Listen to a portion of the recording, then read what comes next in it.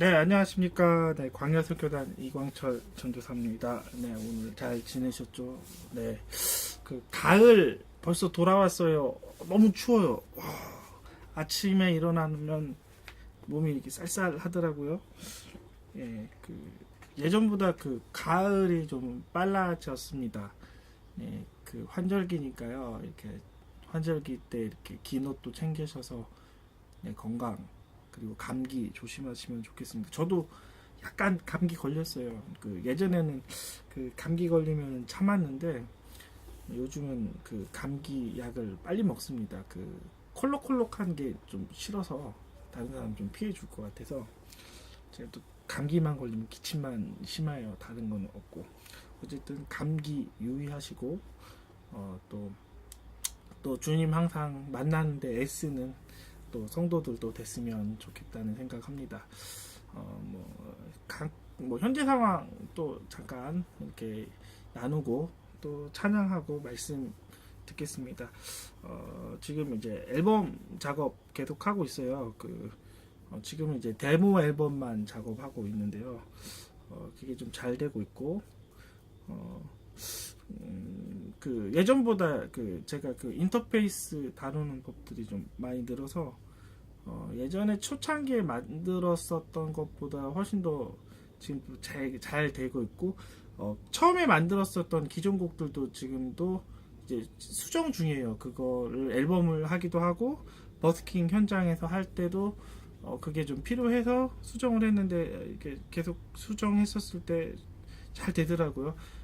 이 많은 아이디어가 다른 사람을 통해서도 얻었고 하나님으로부터 온 또 지혜도 받아서 그렇게 잘 되고 있습니다. 여러 가지가 지금 이렇게 순조롭게 잘 진행이 되고 있고요. 하여튼 도와주시는 분들 그리고 연결을 도와주실 분들도 참 감사합니다. 아무쪼록 잘 이렇게 진행이 되는 것 같고요. 이제 하나하나씩 이제 절차를 밟으면서 더 성장을 하고 싶습니다. 꼭 거리 사역이 이제는 확장이 됐으면 좋겠어요. 지금은 이제 화정역에서 하는데 이렇게 많은 것들이 이제 좀 제대로 이루어지지 않았지만 또 이번 주도 또 기도하면서 준비하고 또 버스킹 했을 때는 또 다음보다 또 좋은 결실도 있었으면 또 좋겠다는 생각이 있고 거기서 예배를 좀 드렸으면 좋겠고 시간이 나면은 이제 집회를 거리에서 할 겁니다. 제가 처음에 계획했던 것처럼 그리고 집회뿐만 아니라 순회 사역 계속해서 이렇게 하는 거 준비하고 있으니까 여러분 이제 생각나시면 기도해 주셨으면 좋겠습니다. 오늘도 찬양하고 예배 들어가도록 하겠습니다.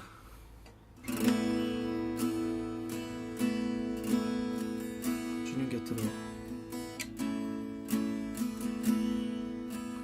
주님 곁으로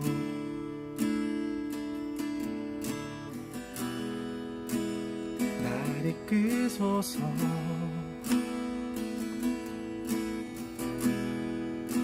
내 모든 것 다 드리며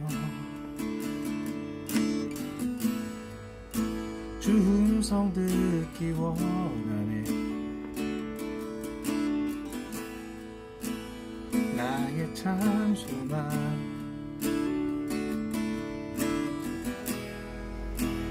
그 무엇과도 바꿀 수 없는 그 사랑 그 품 안에 나 한 길이 주님 곁으로 인도하소서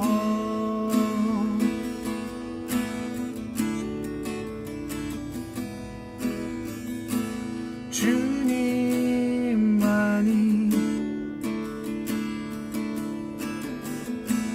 내 모든 것 되시니 주님만은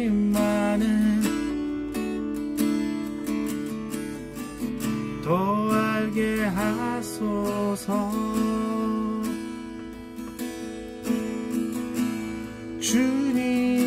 주님만이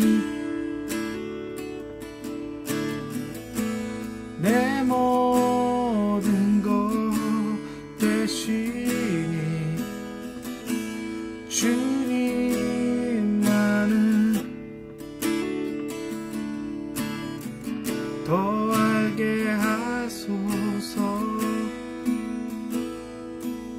연속해서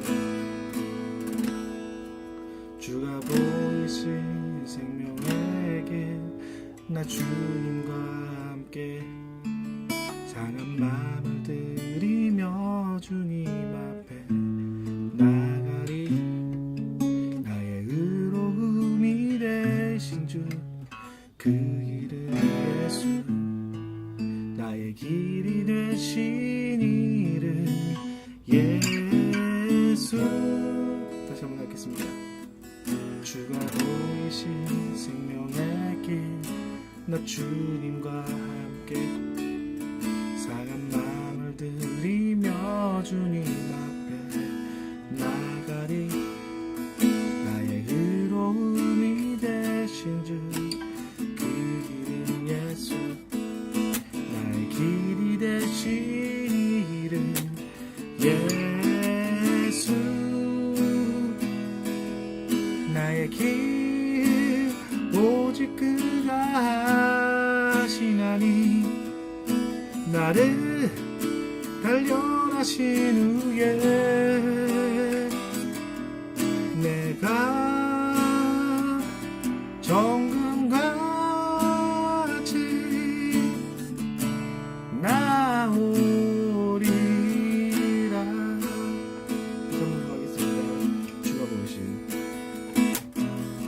주가 보이신 생명의 길, 나 주님과 함께 마음을 들이며 주님 앞에 나가리.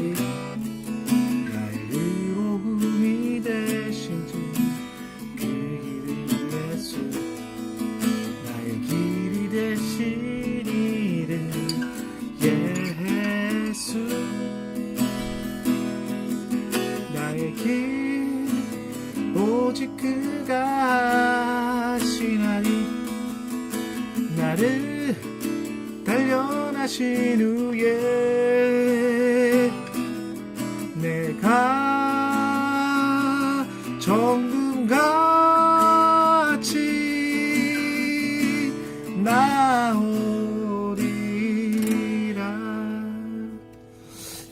644장 해볼게요. 깨어라 어둠에서.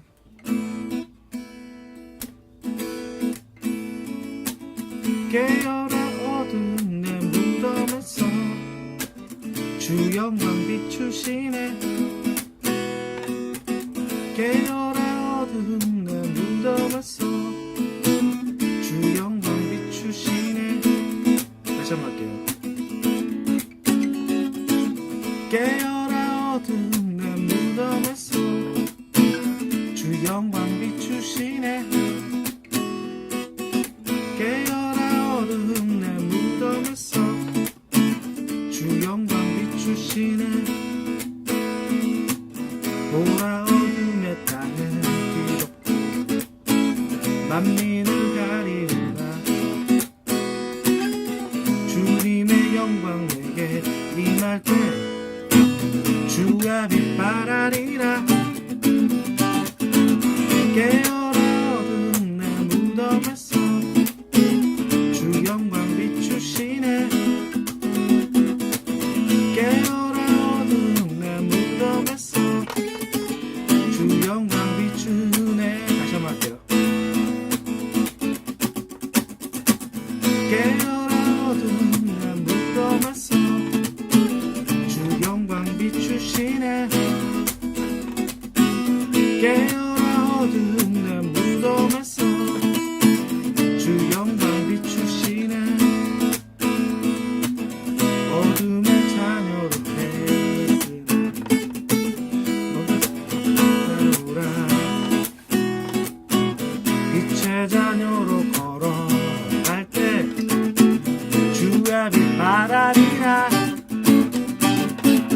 깨어라 어둠 내 무덤에서 주 영광 비추시네.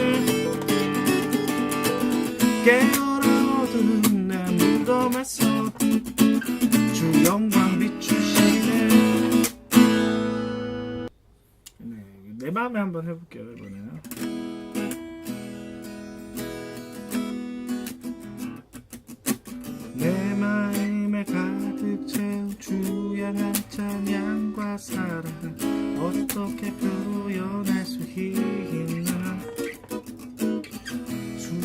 찬양들로 그만 표현할 수 없어 다시 고백합니다.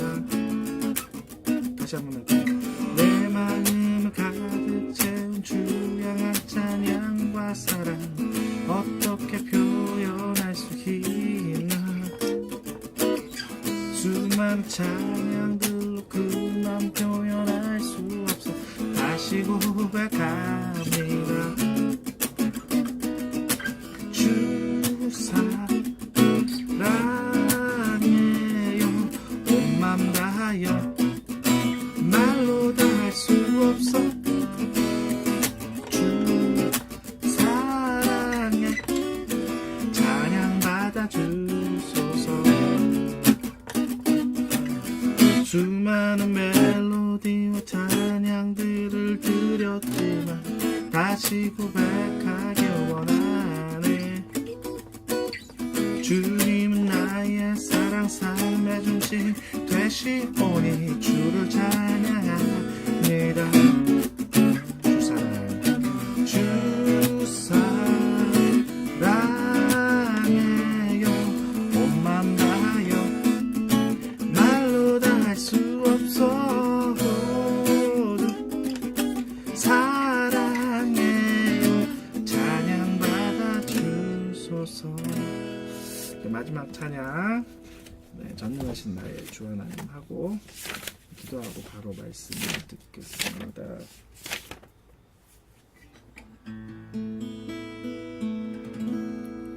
전능하신 나의 주 하나님은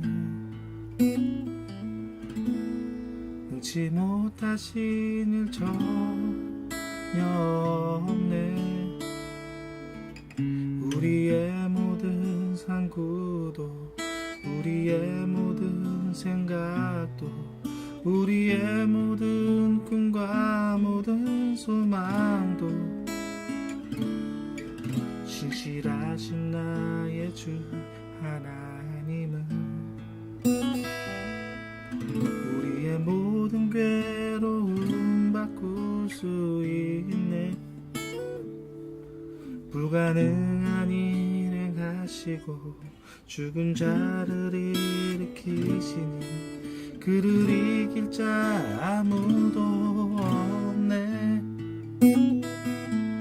주의 말씀 의지하여 깊은 곳에 금을 던져 오늘 그가 놀라운 일을 이루시는 것 보라. 주의 말씀 의지하여 믿음으로 금을 던져 믿는 자에게는 지 못함 없네.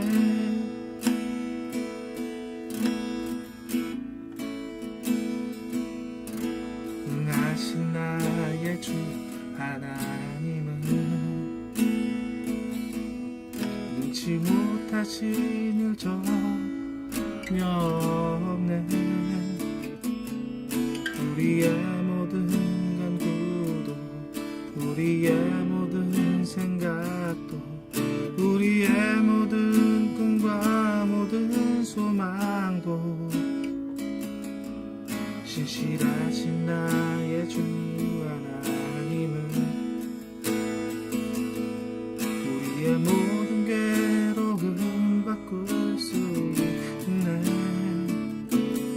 불가능한 일을 하시고 죽은 자를 일으키시니 그를 이길 자 아무도 없네. 주의 말씀 의지하여 깊은 곳에 금을 던져 오늘 그가 놀라운 일을 이루시는 것 보라.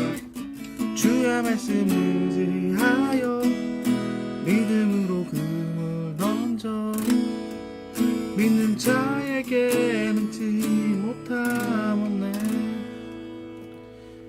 주의 말씀 의지하여 깊은 곳에 금을 던져 오늘 그가 놀라운 일을 이루시는 것 보라. 주의 말씀 의지하여 믿음으로 금을 던져 믿는 자에게 능치 못함 없네.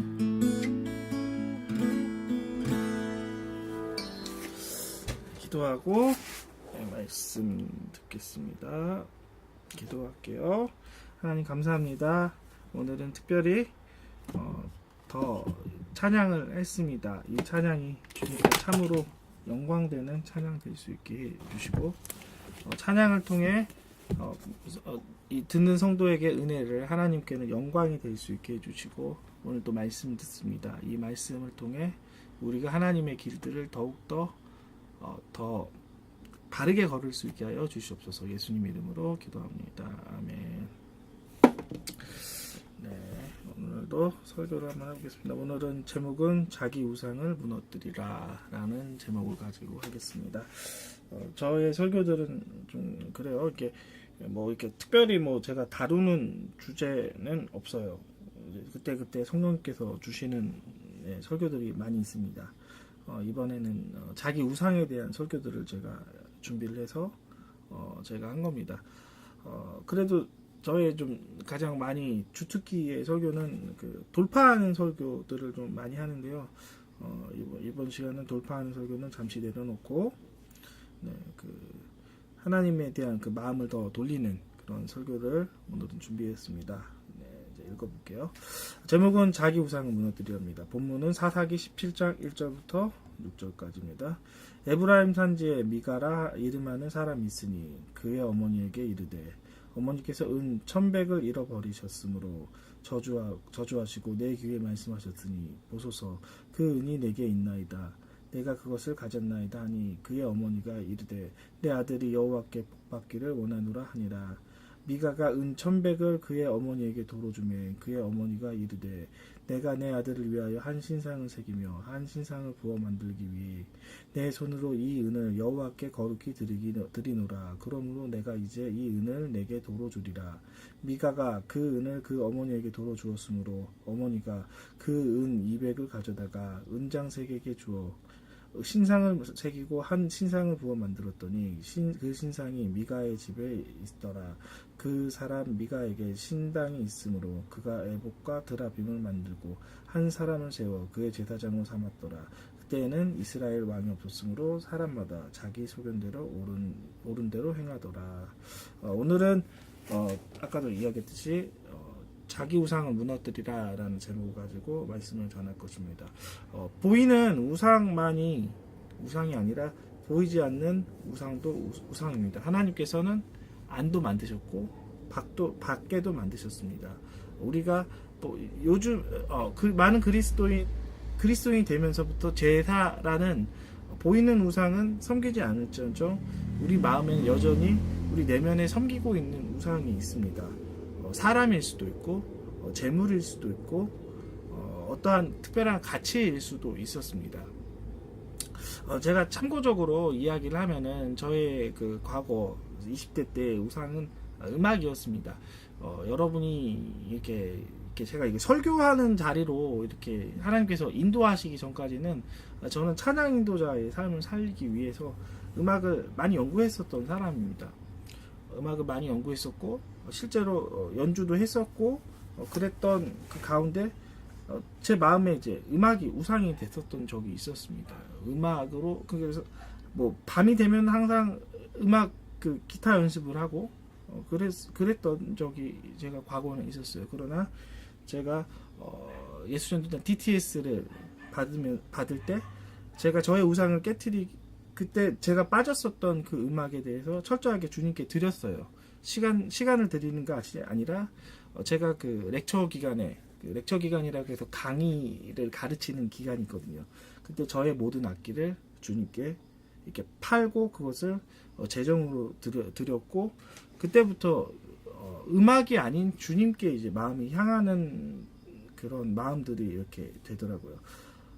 내가 주님께 찬양을 드리기 위해 찬양 인도자를 섰지만 실제적으로는 저의 마음에는 그 찬양 인도자보다는 저를 주목하기 위해서 음악을 연습했었던 저의 모습들이 보였고 제가 그 기간뿐만 아니라 제가 10년을 제가 찬양을 하지 않았었던 기간이 있었습니다. 제가 그때 하나님께서 그런 저의 우상을 다루기 위해서 10년 동안 음악을 전혀 손을 못 대게끔 하고 찬양 인도자도 이렇게 세우지도 못했었던 그랬던 과거가 있었습니다.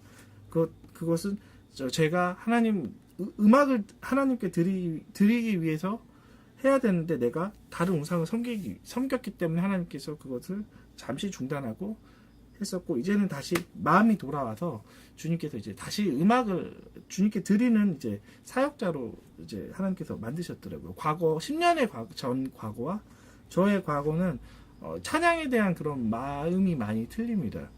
과거에는 이제 많은 것들을 이제 보여주기 위했고 화려한 것을 원했었던 것들에 대해서 이제 마음이 점점 바뀌고 있는 거예요. 그래서 지금은 이제 앨범을 제가 이렇게 작업을 할 때 이렇게 제가 이제 과거에 제가 노래를 한 15년 동안 하지 않았기 때문에 호흡 때문에 이렇게 좀 찬양을 좀 집중하지 못하는 부분이 있을지언정 마음은 항상 주님께 이제 드리는 그런 부분들이 이제는 어느 정도 돼 있어요. 네, 어쨌든 우리가 어떤 것이 주님보다 더 사랑하는 것은 모두가 우상입니다. 네. 네, 이제부터 본격적으로 설교하겠습니다. 본문 잠깐 제가 좀 설명을 하고 시작을 하겠습니다. 이 본문은 에브라임 산지에서 시작이 됩니다.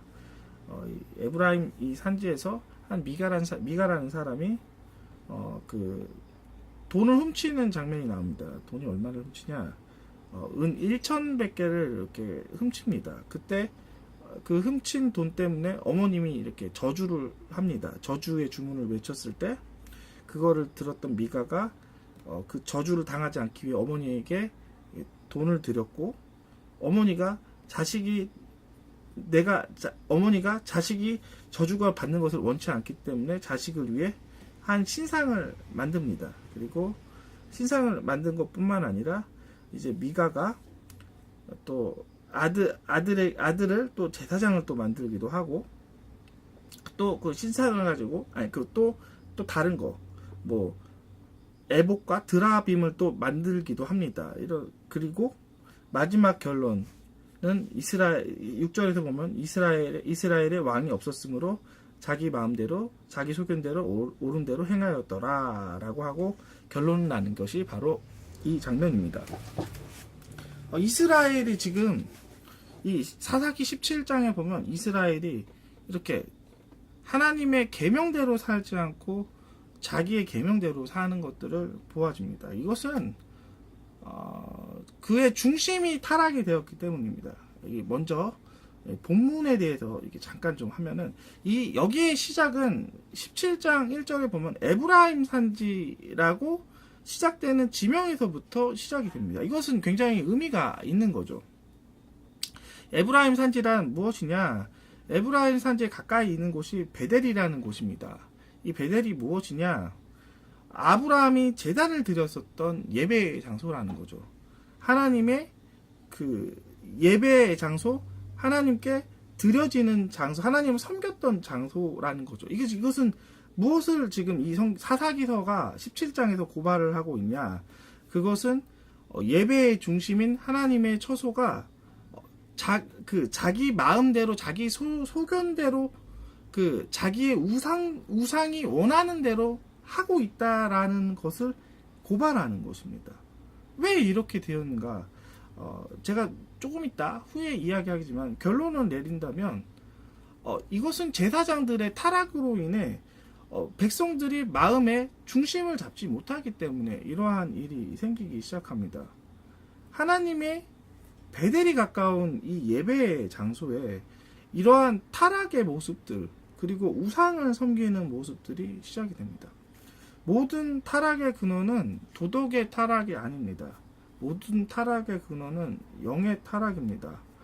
이스라엘의 이런 도덕적인 수많은 모순들이 있습니다. 여기서는 지금은 나와 있지 않지만 17장 이상으로 계속 가면 단지파 사람의 그 이야기가 나옵니다. 단지파 사람들이 아모리 사람들 때문에 땅을 점령하지 못했습니다. 그래서 이곳저곳 땅을 이렇게 찾으려고 돌아다니다가 우연히 미가의 집을 방문하는 사건이 나옵니다. 그때 되게 좀 재밌는 것은 미가의 그 우상을 그냥 훔치고 이렇게 도둑질하고 나왔을 때 미가가 달려와서 왜 당신들이 왜 내 것을 훔칩니까? 라고 했었을 때 아무 말 하지 마십시오. 우리 중에 성격이 급한 사람이 있습니다. 라고 하면서 그 훔치는 것들에 대해서 그 강압으로 그리고 이렇게 그 말도 안 되는 이야기로 이렇게 그것을 종결하게 합니다. 그 힘으로써 이렇게 다스린다는 거죠. 폭력으로 다스린다는 거죠. 또 하나의 사건이 일어나면 그것뿐만이 아니라 나중에 보면은 그 레위인 첩의 사건이 나옵니다. 이것은 계속 연결된 사건이에요. 사실은 이게 다른 분류가 아니라 레위인이 그 첩을 만드는 거예요. 요즘으로 따지면은 레위인은 목사님이라기보다는 뭐 안수 집사님, 그 이제 교회를 돕는 그런 사람인데 그 교회를 돕는 사람들이 첩을 만들고 있는 장면들을 합니다. 이게 첩을 찾아서 이렇게 유다 땅으로 이렇게 가는 것을 성경에서 이제 17장 이후로 계속해서 묘사를 하는 것입니다. 이것은 도덕적인 타락을 하나님께서 보여주는 것이 아니라 이 근원이 타락이 되니까 도덕적인 타락의 겉에 있는 모습들이 이제 변질되고 있다라는 것을 보여주는 것이에요. 모든 타락은 영에서부터 시작이 됩니다. 주님이 멀어지고 다른 우상을 섬겼을 때부터 우리의 모습들이, 우리의 결과들이 타락의 그 결과로 변하기 시작을 한다는 거죠. 어떠한 예절이, 어떠한 법이 있더라도 그 중심이 변하지 않으면 사람은 변하지 않은 거예요. 이 세상에 주님을 떠났기 때문에 주님이 아닌 다른 신들을 섬겼었던 거예요. 여기서 가장 섬겼던 것은 자녀일 수도 있지만 자기 자신을 섬겼더라는 것이죠. 자기 자신의 판단을 믿었고 자기 자신이 좋아했던 것을 섬겼고 자기 자신이 사랑한 것들을 우상화시켰었던 것들을 이야기합니다. 가장 사람이 우상화시키는 것 중 하나는 바로 자기 자신이 사랑하는 것들입니다. 자기 자신일 수도 있고 자녀일 수도 있습니다. 이 성경을 다시 한번 또 이야기를 하면 그 어머님이 아들이 훔쳤다고 생각하지 않고 이제 저주를 하는 장면이 나옵니다. 이 저주를 했었을 때 아들이 그 저주를 받기가 싫으니까 그 당시에는 어떠한 미신이 있었냐? 이 저주를 하면 저주가 그대로 이루어질 거라는 미신이 있었다는 거죠. 그러니까 즉 무슨 얘기냐? 그 사람들이 하나님의 그 말씀의 생각으로 가치관으로 가득 찬 것이 아니라 모든 사람이 미신, 귀신의 생각으로 가득 찼다는 거죠. 미신은 귀신의 영입니다. 하나님의 영이 아니라는 거죠. 귀신의 영향 아래 그들이 모든 생각들이 공통되었기 때문에 미가가 양심에 찔려서 어머님에게 돈을 준 것이 아니라 미신으로 인해 저주받는 것을 두려워하기 때문에 그것을 준 거라는 거죠. 영의 타락을 이 성경은 갖고 고발하는 것이에요. 그의 근본이 양심을 버는 회개의 삶이 아니라 그의 삶이 저주받기 싫은 삶으로 이제 그 바뀌어졌다는 거죠. 이 회개란 것은 하나님으로부터 돌아가는 것이고 죄로부터 돌아가는 것인데 죄로부터 돌아가는 것이 아니라 저주를 피하는 저주를 당하지 않는 미신이 영향이 끼치지 않는 피난처로만 가고 있다는 거죠. 정말 타락했다는 장면인 거죠. 하나님이 이스라엘 백성들 마음에 없었다는 거죠. 이것을 지금 이 성경은 여기서 17장에서 지금 보여주고 있는 거예요. 그래서 어머님이 아들이 저주를 받지 않기 위해서 어머님이 이제 신상을 하나 만들기 시작합니다. 금세 마음이 바뀌었어요. 어머님이. 그 전까지는 어머님이 저주했다가 무엇이라고 이야기했냐? 내 아들이 여호와께 복받기를 원하노라. 어머님이 이렇게 아들을 사랑하기 때문에 마음이 금방 바뀝니다. 제가 좀 이야기를 할게요. 이것은 공의 없는 사랑이라는 거죠. 공의 없는 사랑. 이것은 우상으로 인해 그 공의들이 사라진 것들을 이야기를 하는 것입니다. 하나님의 사랑은 공의가 있어요. 우리는 하나님의 사랑으로 이웃을 사랑을 해야 되는 거예요. 이 공의란 것이 무엇인지 제가 이야기를 할게요. 사람이 죄를 지었습니다. 죄를 지었기 때문에 영벌을 받을 수밖에 없어요. 그래서 이 인류의 죄, 내 죄, 미래의 죄, 과거의 죄, 이 모든 문제를 해결할 수 있는 모든 인류를 죄를 담당하는 사람을 필요하셨어요. 그게 하나님의 아들이신 예수님이라는 거죠. 그리고 예수님이 십자가에 모든 인류의 죄, 내 죄, 그리고 다른 사람의 모든 죄, 태어나지 않았었던 모든 인류의 죄들을 대신 지고 가시고 그가 십자가에서 죄의 결과를 당하고 부활하셔서 우리가 그를 믿으면 우리가 구원을 얻는 것처럼 하나님께서는 그 죄에 대한 사랑에 대한 공의를 실천하시기 위해 아들을 주셨습니다. 감춘 것이 아니라 아들에게 죄가 전가돼서 아들이 죄를 대신 받게끔 하나님께서 그것을 하신 거죠. 전혀 틀리다는 거죠. 많은 사람들이 사랑이라고 생각하면 사랑은 죄에 대해서도 무자비한 것이 아니라 죄에 대해서는 죄인 것을 지적하면서 그것을 회개하게끔 하는 것이 사랑이라는 거죠. 내가 하나님의 말씀으로 사는 것이 아니라 내가 우상으로 살기 때문에 내가 이렇게 된다는 거죠. 회개해야 된다는 거죠. 아이가 잘못했는데 아이의 죄를 고백하게 하고 아이를 가르쳐야죠. 그러나 아이를 가르치지 않고 그것을 뒤를 덮는 것은 그건 사랑이 아니에요. 죄를 쌓게 하는 거예요. 죄를 쌓게 하는 것은 그의 결과인 죄의 징계를 받게 한다는 거죠. 이 버릇이 없어진다는 거죠. 하나님은 그런 것을 원치 않으셨어요. 죄의 삭을 받게끔 합니다. 누가 받게요? 예수 그리스도가 대신 받게끔 한다는 거죠.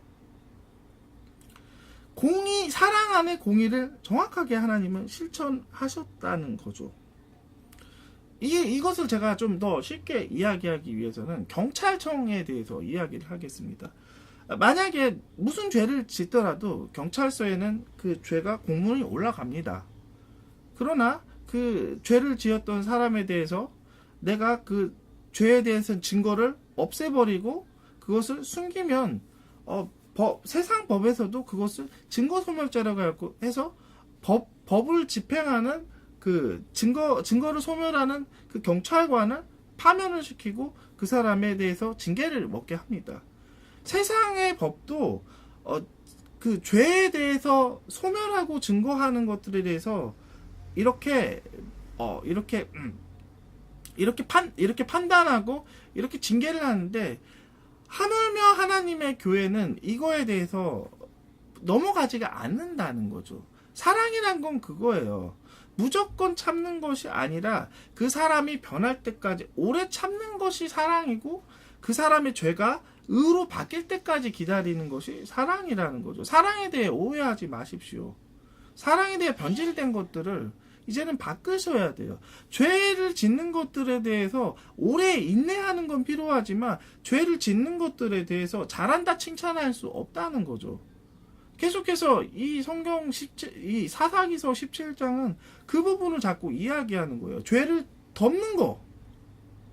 내가 그 자식을 너무 사랑하기 때문에 죄를 덮는 거를 이렇게 방관했다는 거예요. 여호와의 말씀이 그들 마음에 떠났고 자기 자신의 공의로서 판단했기 때문에 내 자신의 공의로 판단하는 것은 뻔합니다. 나의 이익밖에 없다는 거죠. 나의 이익은 무엇입니까? 나를 섬기는 나의 우상 섬김을 만든 것이죠. 그거 회개해야 된다는 거죠. 회개란 제가 예전에도 이야기했지만 회개란 하나님으로부터 떠난 모든 것이 하나님으로 돌아가는 것이에요. 죄에서 떠나서 하나님의 공의로 돌아가고 하나님의 믿음으로 떠났던 것이 이제 하나님의 믿음으로 돌아오는 거죠. 바로 이러한 것들이 이루어지지 않았었던 많은 이유는 제가 다시 한번 또 읽어보겠습니다. 그때에는 이스라엘 왕이 없었으므로 사람마다 자기 소견 옳은 대로 행하더라. 사사기 17장 6절에서 말씀처럼 이스라엘에 왕이 없었다고 하고 사람마다 자기 소견 옳은 대로 행했기 때문에 이런 일이 있었다는 겁니다. 제가 다시 한번 이야기하겠습니다. 이스라엘의 참된 왕은 누구십니까? 하나님 그분이십니다. 그리고 이스라엘 왕에 대해서 알려주는 그 외치는 자가 누구입니까? 제사장이라는 거죠. 제사장이 제 백성에게 하나님의 길과 왕의 대로를 알려주지 않았기 때문에 이런 일이 있다는 거죠. 제사장은 하나님의 왕의 길들을 알려줘야 되고 백성의 잘못에 대해서 지적을 해야 된다는 거죠. 그 시대의 근본은 제사장의 타락이 문제라는 거죠. 제가 잠깐 이스라엘 상황에 대해서 이야기를 하겠습니다. 이스라엘은 어떠한 상황이 있었냐? 당시 사사기서 여호수아서에서 모든 땅들을 점령하지 못했어요. 사실은 여호수아서에서 보면은 부분 점령을 합니다. 그리고 사사기에 들어가서는 이 죽여야 할 이스라엘 죽여야 할 가나안 사람들 죽이지 않고 그들을 노예로 이렇게 삼는 장면이 납니다. 노예로 삼았을 때 그들이 그냥 삼는 것이 아니에요. 그들의 문화도 여전히 남아 있다는 거죠. 그들이 오염이 되기 시작하는 거예요. 하나님의 문화로 살지 않고 이방의 문화를 보면서 처음에는 그들이 종이었지만 나중에는 그들과 어울리면서 그 문화가 이스라엘 사람에게도 그것이 넘어왔다는 거죠. 죄의 모양, 죄의 쾌락의 모양, 그리고 이렇게 살더니 굉장히 이익이 되더라라는 거죠. 거짓하는 거, 음란한 것들, 그러한 문화들을 보면서 그래, 죄의 그 쾌락을 보면서 나도 좀 즐기면 안 될까? 그들이 마음으로 타협을 했다는 거죠. 누구부터 타협을 해서 이런 일이 있습니까? 제사장부터 이것을 타협했다는 거죠. 나중에는 어떠한 사건이 나오냐? 17장 이후로 18장에 가면 그 베들레헴에서 이렇게 레위인이 이렇게 살 곳이 없어서 이렇게 떠돌아다니는 것을 납니다. 레위인이 이렇게 떠돌아다니는 거예요. 레위인은 제가 말했지만 제사장의 성막을 지키는 제사장을 돕는 사람이에요. 그게 무슨 얘기냐? 한마디로 이야기하면 교회에서 직장이 없어서 쫓겨난다는 거죠. 그게 무슨 얘기냐? 이스라엘 백성들은 항상 제사를 지내는데 더 이상 하나님의 신들을 섬기지 않는 거예요. 왜 섬기지 않겠어요? 이 제사장들이 똑바로 이야기하지 않기 때문에 처음에는 제사장이 문화를 즐기는 것 같지만 나중에는 제사장이 이제 아예 그곳 가운데 아예 들어가지가 않는 거죠. 그래서 이제 결국은 제사장들, 레위인들이 다 실업자가 되는 것을 이야기합니다. 교회에서 바른 것을 가르치지 않는다면 이러한 결과를 일어나는 거예요. 우리가 하나님의 말씀을 본질로 가지 못하고 죄에 대해서 지적하지 못하고 하나님의 의에 대해서 이야기하지 않았을 때 교회가 바로 이 사사기와 같은 사건이 일어나는 거죠. 결국은 교회는 무너지게 될 것이고 교회는 갈 곳이 없는 것이고 교회는 힘이 없고 세상은 타락의 극치가 된다는 거죠. 이것은 다 누구의 잘못이에요? 제 말씀을 전하는 제사장의 잘못이죠. 다음에 그 말씀을 듣지 않고 그 말씀을 행하지 않은 백성들에게 잘못이 있다는 거죠. 이 시대의 근본의 타락은 제사장의 문제라는 거죠. 그 시대와 이 시대와는 여전히 동일하다는 거죠. 우리가 땅을 고쳐야 되는데 제사장 스스로 그 문화를 받아들이고 제사장 스스로 하나님을 섬기는 것들에 선포하지 못하고 타협을 하고 보니까 오히려 제사장들이 직장을 잃은 실업자가 되고 그리고 세상을 빛처럼 만드는 사람이 아니라 세상을 오염시키는 근원이 됐다는 거죠. 자기 우상을 만들게끔 하는 것은 백성들의 잘못이지만 그 잘못 이후에 하나님의 그 우상이 잘못됐고 그 중심이 여호와께로 돌아오지 않았다 선포하는 하나님의 말씀이 그 시대에 없었다는 거죠. 자기의 소견대로 할 수밖에 없을 만큼 하나님의 말씀이 희박하고 하나님의 말씀이 땅에 떨어졌다는 거죠. 그러면 우리가 회복해야 될 것이 무엇입니까? 이 땅에는 많은 우상이 있어요. 자녀를 섬기는 우상이 있고 돈을 섬기는 우상이 있습니다. 그것들에 대해서 하나하나 지적하는 것이 아니라 근본으로 선포해야 된다는 거죠. 교회에서. 여호와께 돌아오십시오. 돈에서 하나님으로 돌아오십시오. 돈의 공급처가 누구십니까? 하나님을 내가 믿습니다. 하고 돌아가야 되는 것이고 자녀에 대해서도 이야기를 해야 됩니다. 자녀를 돌보시는 분이 누구십니까? 하나님 그분이십니다. 라고 합니다. 우상은 중심이 없다는 거죠. 제가 자녀에 대해서 한번 이야기하겠습니다. 훌륭한 자녀가 있어요. 서울대 나오는 자녀가 있습니다. 그 자녀가 잘 되면 부모가 기뻐요. 못 되면 부모가 슬픕니다. 자녀가 어려우면 부모가 슬픕니다. 자녀가 잘 되면 부모가 기쁩니다. 항상 변하는 거예요. 우상은 중심이 없어요. 그것이 잘 될 때까지 항상 근심으로 바라봅니다. 이것은 내 마음도 기쁘지가 않다는 거죠. 그러나 하나님을 참된 신으로 내가 섬기면 항상 기뻐요. 하나님은 어려울 때도 나를 도와주시고 기쁠 때도 나를 기쁘게 하시고 천국에서도 영원히 나와 함께 하시는 하나님인데 하나님을 바라보면 기쁘다는 거죠. 그래서 하나님은 우리가 중심에 서기 위해서 우리의 우상을 무너뜨리기 원하는 거죠. 내가 그 사랑하고 내가 의지하는 그 대상이 그것이 나를 기쁘게 하는 것이 아니라 그것이 나를 중심을 못 잡게 한다는 거죠. 자녀를 사랑하는, 내가 하나님보다 자녀를 사랑해서 내가 하나님을 바라보지 못하고 자녀가 원하는 것을 한다면 회개해야 합니다. 회개는 자녀에서부터 하나님으로 바라보는 거예요.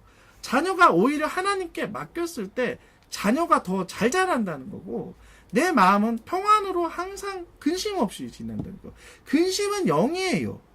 근심은 왜 고민합니까? 땅으로부터 내가 항상 고민하기 때문이죠. 땅은 일정하지가 못해요. 왜냐? 언제 비가 올지, 언제 비가 안 올지 모른다는 거죠. 똑같습니다. 그러나 하나님께 중심이 잡혀 있으면 항상 평안으로 돌아간다는 거죠. 하늘에 완전한 공급이 있다는 거죠. 이스라엘 다시 한번 구조를 이야기할게요. 이스라엘은 어떠한 구조가 있으냐?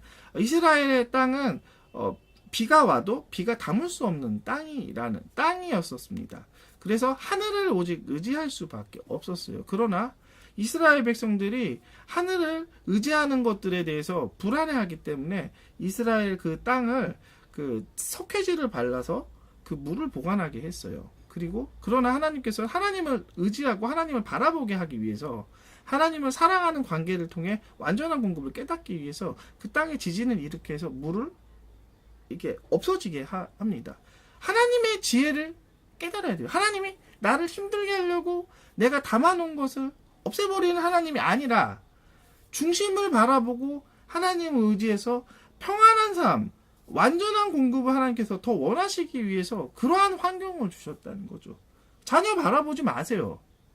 돈 바라보지 마십시오. 지금 돈 벌 것들 그것이 완전한 것이 아니에요. 내 예측이고 내가 생각하는 나의 나의 환상일 뿐입니다.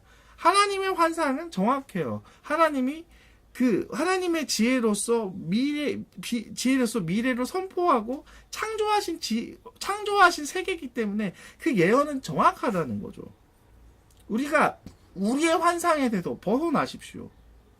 더 이상 우리로부터 마음을 두지 말고 근본인 하나님을 바라보십시오. 자기 우상을 완전히 무너뜨리십시오. 이 사사기서 17장에는 그 우상이 무너지지 않았기 때문에 계속해서 더 큰 죄들로 나중에는 그 동족을 죽이는 전쟁이 일어나기 시작을 하는 것입니다. 우리가 하나님으로부터 더 가까이 가고 죄에부터 벗어나야 됩니다. 제가 역대하 7장 13절부터 15절 한번 읽어볼게요. 혹 내가 하늘을 닫고 비가 내리지 아니하거나 혹 메뚜기들에게 토산을 먹게 하거나 혹 전염병이 내 백성 가운데 유행하게 할 때 내 이름으로 일컫는 내 백성들이 그들의 악한 길에서 떠나 스스로 낮추고 기도하여 내 얼굴을 찾으면 내가 하늘에서 듣고 그 죄를 사하며 그들의 땅을 고칠지라. 이제 이곳에서 내가 기도에 내가 눈을 들고 귀를 올리리니. 하나님께서 이 땅에 재앙이 내리고 이 땅에 혼돈이 왔었을 때 하나님께 겸비하셨을 때 하나님께서 땅을 고친다고 했어요. 우상 때문에 내가 환경이 거칠고 내가 어려울지라도 하나님께 돌아오시면 하나님께서 그것을 고친다고 합니다. 부부관계를 보면은 남편하고도 사이가 무지 안 좋은 사람이 있어요. 이거 사실은 남편이 우상이기 때문이라는 거죠. 남편에게 신경 쓰지 말고 하나님께 신경을 쓰세요. 그 남편에게 대우받을 것들에 대해서 내가 항상 내가 그것들을 기대해야 하기 때문에 그것은 우상이라는 거죠. 사랑받을 것들에 대해서, 내가 섬김받을 것들에 대해서, 내가 나를 존경받을 것들에 대해서 내가 스스로 우상이 됐던 것을 내가 깨닫지 못했기 때문에 남편에 대해서, 남편이 그렇게 해준 거에 대해서 서운한 것 뿐입니다. 남편이 그렇게 하지 않더라도 내가 하나님의 말씀을 듣고 남편을 섬기는 것을, 말씀을 순종했었을 때, 내게는 남편이 그렇게 하지 않더라도 내가 그렇게 할 하나님의 의무가 있다는 거죠. 그것은 남편이 나에게 해야 할 의무지 내가 할 의무가 아니거든요. 남편이 나를 존경할 의무는 남편이 해야 할 의무지 내가 그를 가르칠 의무는 아닙니다. 중심을 말씀으로 두십시오. 그리고 사람에게 두지 마십시오. 안 될 것들에 대해서 바라보지 마십시오. 기대하지 마십시오. 내가 자꾸 나를 존경할 것들에 대해서 기대하기 때문에 내가 상처받는 거예요. 더 이상 그것을 차단하고 하나님으로부터 바라보십시오. 그리고 나의 거칠었던 마음, 나의 그 강팍한 마음 때문에 이 땅이, 그리고 내가 서 있는 환경이 저주받았던 것들에 대해서 주님께 겸비함으로 쓰십시오. 주님, 내가 하나님을 섬기지 않고 내가 존경받으려고 했었던 나의 우상들, 주님 용서하여 주시옵소서. 그것 때문에 내가 상처받았습니다 라고 하는 회개하는 마음이 필요합니다. 하나님의 신을 쫓아가십시오.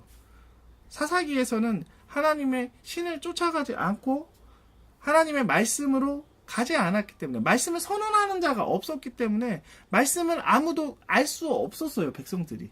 그러나 하나님의 말씀이 이제는 선포되는 이 시기에 우리가 하나님의 온전한 공의의 길을 가십시오.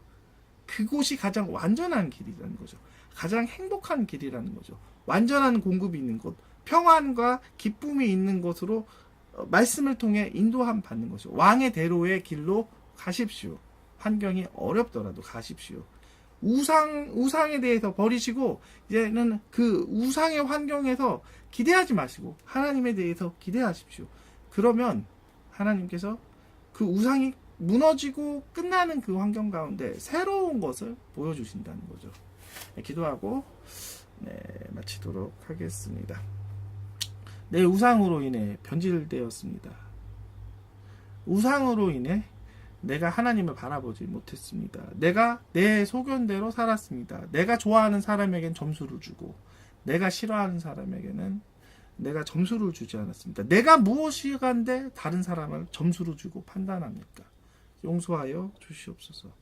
내가 필요한 것은 그 사람에게 징계를 내리는 것이 아니라 하나님의 말씀인 사랑으로 그 사람에게 섬겨야 하는 것이 내 의무입니다.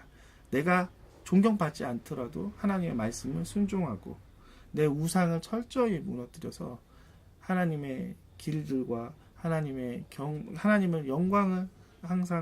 영광과 풍성함을 항상 누리는 성도 되게 하여 주시옵소서. 예수님 이름으로 기도합니다.